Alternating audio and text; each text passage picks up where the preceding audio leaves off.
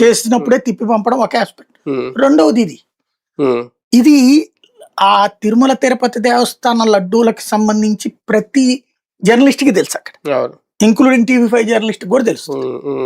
కాబట్టి అయినా 5 సంవత్సరాల పాటు ఇంకొకటి నాకు తెలిసి మనిషి అన్నవాడెవడు భక్తుడికి ఇచ్చే లడ్డూని కల్తీ చేయాలనుకోడు. మనిషి అనేవాడెవడు కూడా, ఏ మనిషి కూడా పొరపాటున జరిగితే ఒకసారి కలపచ్చు. లైక్ ఇప్పుడు యాక్సిడెంట్ మన తొక్కిసలాట జరిగింది, ఒకసారి జరుగుతుంది కానీ అదేమి తెలుగుదేశం కావాలని తొక్కిసలాట కాదు కదా, అది అంతే కదా, యాక్సిడెంటల్. అంతవరకు ఒప్పుకుంటాను నేను. ఇప్పుడు ట్యాంకర్ వచ్చిన దాంట్లో కల్తీ లేదని నేను అన్నాను, బట్ అది రిటర్న్ పంపించారు.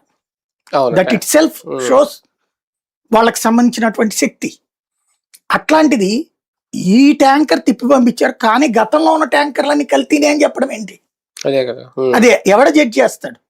ఇప్పుడు సిబిఐ. అందుకే ఇప్పుడు ఆయన ఏమంటున్నాడు, నాయుడు గారు సరిగ్గా లేదని ఆయనే చెప్తున్నాడు. ఛార్జ్ షీట్ సరిగ్గా లేదు, ఛార్జ్ షీట్ అని చెప్పి దాంట్లో 2 మనవాళ్ళు కూడా ఉన్నారుగా సిట్ లో.